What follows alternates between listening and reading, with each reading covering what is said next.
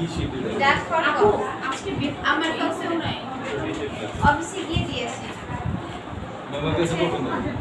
আপু আমি আগে অনলাইন ক্লাস দিয়েছি আপনাদের আছে জি আছে আপু আমাকে একটু দিন একটা দুটো আপনার আছে আপু সবার কফ ট্রাক আছে যার যার নাম বলেন এটা হচ্ছে এভাবে রাখবেন না ফার্মাকোলজি পেশ কিছু বিনা করে এটা এর সাথে মিক্স করবেন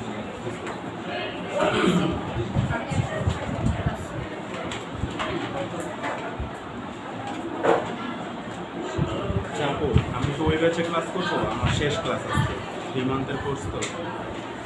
ওই ব্যাচে ক্লাস করলে ভালো হবে 29 বি কোথায় করবেন আপনি আপনার ইচ্ছা এখানে তো ক্লাসে একটা প্র্যাকটিক্যাল আছে ওখানে থাকার কথা এখানে হচ্ছে না ওই ক্লাসে কি হইছে আপু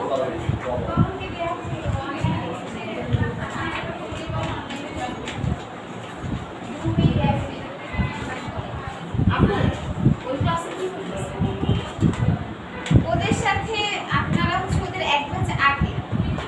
কি হচ্ছে দেখতে হবে তাহলে কি ওটিসি কবজারটা যেহেতু লেখা আছে এটা একটু পড়া যাবে বেশি পৃষ্ঠা না আমার কাছে আছে আর কম লাগবে না যার 10টা মাত্র আছে কোশ্চেন এগুলো আপনাদের পড়াইনি 10টা করতে 10 মিনিট লাগে কফ সিরাপ কি বলেন তো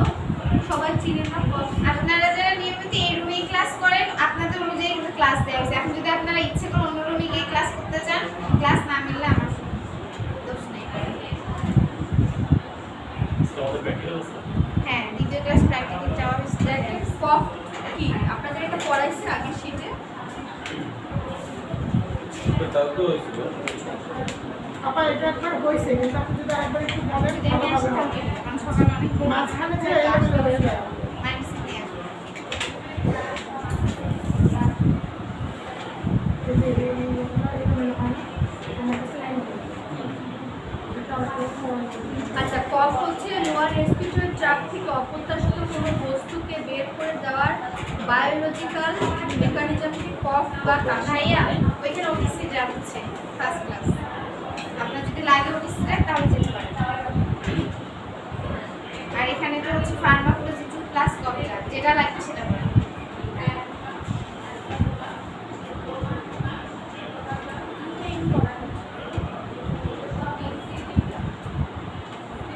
দেখেন কফ কাকে বলে আমরা লোয়ার রেসপিরেটরি ট্র্যাক্ট কি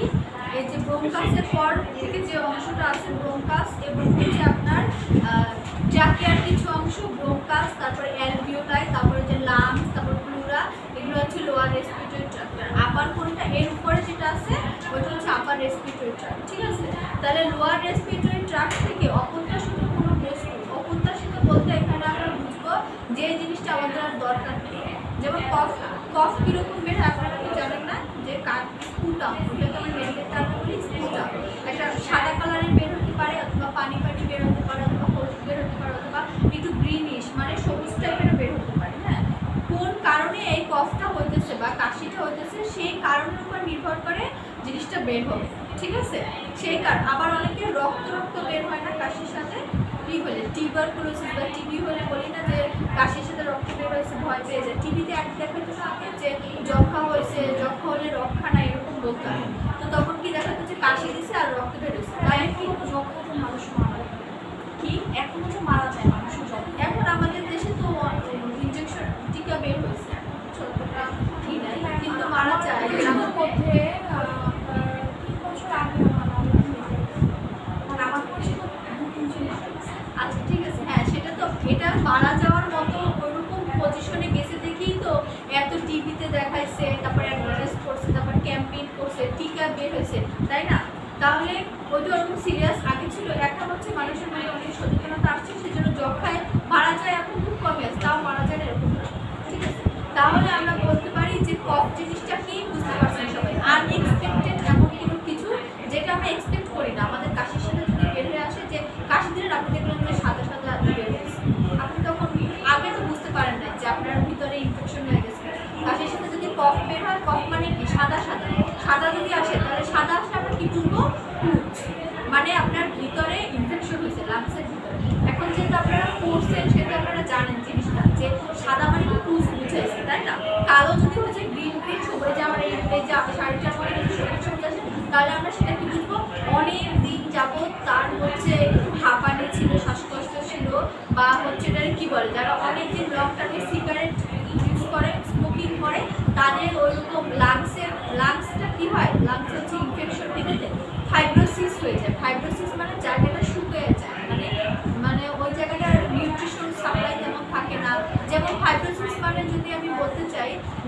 আপনারা যদি সবুজ ঘাসের উপরে ইট দিয়ে রাখেন, 1 মাস পরে দেখবেন ঘাসের জায়গাটা সাদা সাদা হয়ে গেছে। কেন? ওই জায়গাটা পুষ্টি পাচ্ছে না কিছু, মানে ওই জায়গাটা মরার মতোই। ঠিক আছে, ফাইব্রোসিস মানে জায়গাটা মরে যায়, লাঙের একটা পার্ট কি করে মরে যায়, পুষ্টি না পাইতে পারে। কেন? এই যে স্মোকিং করতে করতে কি হয়, ব্রোঙ্কাসটা সরু হয়ে যায়, ফলে অক্সিজেন তেমন যাইতে পারে না, ব্লাড সাপ্লাইও খুব কম হয়ে যায়। তো ওই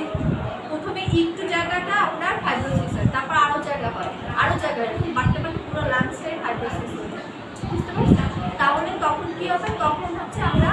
সবুজ সবুজ ডিসচার্জ হবে, যে এই রঙটা এই রঙটা রঙটা এরকম। তাহলে তখন আমরা কি বুঝবো, যারা অনেক দিন যেমন স্মোকিং করে তাদের উপর থেকে বোঝা যায় না, কিন্তু তাদের কাশির সাথে হঠাৎ দেখেন যে সবুজ সবুজ কালো কালো আসছে, তার মানে তাদের লাংসের ভিতরে ফাইব্রোসিস হচ্ছে। অনেক সময় ডাস্টের কারণে তো হ্যাঁ, ডাস্টের কারণে আপনার গ্রেইশ কালার, গ্রেইশ মানে কি একটু কালো না সাদাও না, ছাই কালার, যেটা ছাই কালারটা হতে পারে কি আপনার অনেক আছে, ডাস্টে অ্যালার্জি আছে। তারপরও আপনি বাইরে থাকলেন কাজের কারণে, বাইরে থেকে আপনি 10-12 ঘন্টা একটানা বাইরে থেকে কাজ করে বাসা আসবেন, আসে দেখা গেল যে আপনি কাশি দিতেছেন, রাত্রেবেলা আপনার কাশিটা বেশি হতেছে, সারাদিন ভালো হচ্ছে কিছু কেয়ার পান নাই, রাত্রেবেলা কাশিটা বেশি হতেছে এবং কাশির সাথে একটু কালো কালো বা সাদা সাদা কফ চাইছে। ঠিক আছে, কালারের উপরে কিন্তু অনেক কিছু নির্ভর করে। আবার যাদের যক্ষা তাদের কি হবে, তাদের টিভিতে অ্যাড দেখা যায় এরকম রক্ত রক্ত করতেছে, কিন্তু আসলে কিন্তু ওরকম রক্ত রক্ত করে না, কফ যায়, কফের সাথে রক্ত যায়। বুঝতে পারছেন? আর যাদের লাংসে ফুসফুসে ক্যান্সার হয় তাদেরও রক্ত যায়, যাদের ক্যান্সারের জন্য রক্তটা যায় তাদের রক্তটা হচ্ছে তাজা তাজা, মনে হচ্ছে এই মাত্র রক্তটা বেরোচ্ছে। ঠিক আছে, আর যাদের টিবি আর টিউবারকুলোসিসের জন্য যায় তাদের কি হয়, তাদের রক্তটা একটু মানে অত তাজা হবে না, কারণ রক্তটা অলরেডি ভিতরে জমছে, জমার পরে ওটা বেরিয়েছে। আর ওই সে ক্যান্সারেরটা কেন তাজা তাজা, কারণ ভিতরে ক্যান্সার হয়ে ভিতরে ঘা ঘা হয়ে গেছে, যখনই কাশি যায় কাশির সাথে ঘা ঘা আর রক্ত রক্ত বেরিয়ে আসে। বুঝতে পারছেন? তাহলে আমরা বলতে পারি যে কফ হচ্ছে লোয়ার রেসপিরেটরি ট্র্যাক্ট থেকে এমন একটা আনএক্সপেক্টেড জিনিস, যেটা আমরা এক্সপেক্ট করি না। আনএক্সপেক্টেড অপ্রত্যাশিত মানে আমরা এক্সপেক্ট করি না যে এটা আমাদের বের, ঠিক আছে, এমন একটা জিনিস যেটা হচ্ছে বের হয়ে আসে মুখ থেকে, সেটাকে আমরা কফ করবো। এই মেকানিজমটাকে আমরা ক্লাসিফাই কফ আমরা তিন ধরনের লিখছে, যেটা আসলে আমরা 2 ধরনের পাই, একটা হচ্ছে প্রোডাক্টিভ আর হচ্ছে নন প্রোডাক্টিভ। ঠিক আছে, 3 ধরনের যে লিখছে, আর এক ধরনের করি আপনাদেরকে আরেক ধরনের পড়াইছে, তাহলে 3 ধরনের লিখছে, এই বিষয়ে কিছু বলে না। প্রোডাক্টিভ কফ হচ্ছে যে যেটার সাথে আপনার স্পুটাম থাকবে। আমরা কফ বলতে যেটা বুঝি যে কফ বের হচ্ছে, এটা আসলে মেডিকেল টার্মে কফ না, স্পুটাম আমি বলতেছি। কফ আমরা বলতে বুঝি কি, কাশি, আমরা যেটাকে কাশি বুঝি ওইটার মেডিকেল টার্ম হচ্ছে কফ, আর যেটাকে আমরা কফ বুঝি ওইটা হচ্ছে স্পুটাম। এবার বুঝতে পারছেন? শুধু কাশি দিলে যেটা হবে সেটাকে আমরা বলবো মেডিকেল টার্মে কফ, আর আমরা কফ যেটাকে বলি যে সাথে সাথে বের হয়ে আসে ওইটা হচ্ছে স্পুটাম। তো যে যার শুধু কাশি হবে তার কি হবে, নন প্রোডাক্টিভ কফ। এই যে 2 নাম্বারটা, কফ উইদাউট স্পুটাম, মানে তার কোনো স্পুটাম থাকবে না, তার শুধু কাশি হইতেছে। তো ডাক্তারের কাছে গেলে আমরা যে রুগী দেখি আমরা ফার্স্টে জিজ্ঞেস করি আপনার কাশি, বলে আমার একটু কাশি, আমি বাঁচতেই পারতেছি। তো ঠিক আছে, আপনার কাশিটা শুধু কফ আসে না, কোনো কফটা বসে না, তাহলে বোঝা যাচ্ছে যে তার কাশিটা শুধু কাশি, বাঁচতেই পারতেছে না, এটা উনি একটু বেশি বানায় বলতেছে। বুঝতে পারছেন? এরকম রুগীরা আসে। তারপর আবার অনেকে বলে যে আমার শুধু দিনের বেলা কাশি, আবার অনেকে শুধু রাতের বেলা কাশি। এটার কারণ আছে, যেমন ধরেন আমাদের টিউবারকুলোসিস বা টিবির কাশি এবং জ্বর দুইটাই সন্ধ্যার পরে বেশি আসবে। ঠিক আছে, আবার আপনার যেই কাশিটা আপনার কফ নাই, সেই কাশিটা আমরা ইউজুয়ালি ধরে নিব যে ঠান্ডার কারণে হচ্ছে,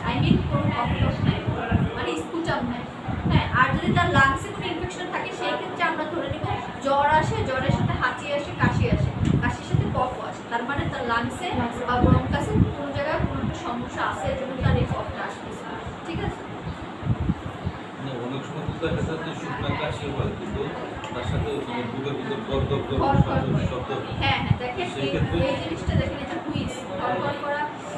কিন্তু এটা কি বলছে, হাঁচি, হুইজ মানে হাঁচি, কিন্তু হুইজ মানে আমরা পড়ছি কি হুইজ এবং রনকাই। আমরা মেডিকেল টার্মে পড়ছি যে যদি কোনো মানুষের আমরা বসে আছি না, ধরেন নিউমোনিয়া হচ্ছে, তাহলে হুইজ আছে, রনকাই আছে। এটা কীভাবে বুঝি আমরা, ধরেন সে বসে আছে, আমাদের নর্মাল শ্বাস নিতেছে, আমাদের শ্বাসের সাথে কি কোনো শব্দ হতেছে না। যদি কোনো